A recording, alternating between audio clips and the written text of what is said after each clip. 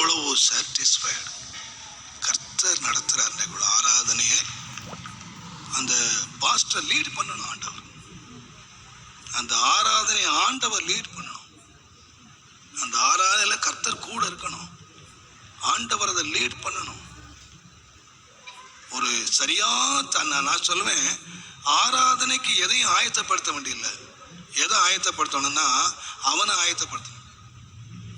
Pastor Sundaraiah சொல்வாரு, Saturday பிரசங்க ஆயத்தப்படுத்தாத. என்னத்தை ஆயத்தப்படுத்தினா ஒன்னு ஆயத்தப்படுத்தணும்.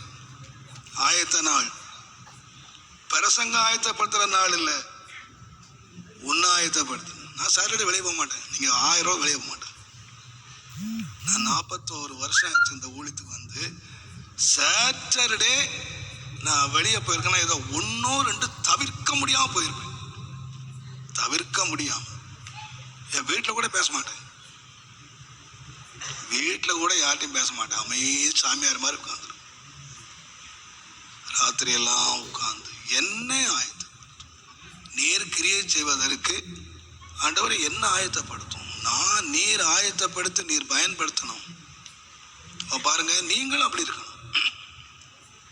நீங்களும் சனிக்கிழமை வரைக்கும் என்னெல்லாமோ போயிட்டு சுத்திட்டு ஞாயிற்றுக்கிழமை வந்து உட்கார்றது இல்லை. உங்களையும் நீங்களும் அதுக்கு ஆயத்தமாக்கிட்டு வந்தீங்கன்னா கர்த்தர் நடத்தல நீங்களும் அனுபவிப்பீங்க, நீங்களும் அனுபவிப்பீங்க. அதனால்தானே ஆண்டவர் ஓய்வு நாள் என்றும் ஆயத்த நாள் என்றும் ஒரு சாதாரண கற்பனையின்படி நடந்த ஒரு ஆராதனைக்கு யூதர்களுக்கு ஆண்டவர் வச்சார். அது ஆவியின்படி எல்லாம் நடந்தது. அவன் வருவான், ஒரு ஆட்டை கொண்டு போனான், வெட்டுவான், பலி செலுத்துவான், எல்லாம் மாம்சத்தின்படி. மாம்சத்தின்படி நடந்த ஒரு ஆராதனைக்கு கூட ஆயத்த நாள் ஓய்வு நாள் இருந்துச்சு. அப்ப மாம்சத்தின்படி நடந்த ஒரு ஆராதனைக்கு ஆயத்த நாள் ஓய்வு நாள் என்று இருந்திருக்குமானால், ஆவியின்படி நடக்கிற ஒரு ஆராதனைக்கு எவ்வளவு ஆயத்தப்படுத்தணும். நீங்களும் ஆயத்தப்படணும், உங்களை ஆயத்தப்படுத்தணும். சாட்டர்டே சனிக்கிழமை ஒரு ஞாயிற்றுக்கிழமை ஆராதனைக்கு வரோம்னு சொன்னா ஒரு ஊருக்கு போறதுக்கு எவ்வளவு ஆயத்தப்படுத்துறோம், அம்மா வீட்டுக்கு போறதுக்கு எவ்வளவு தன்னை ஆயத்தப்படுத்துறோம், ஒரு விருந்து வீட்டுக்கு போனா எவ்வளவு நம்ம ஆயத்தப்படுத்துறோம்.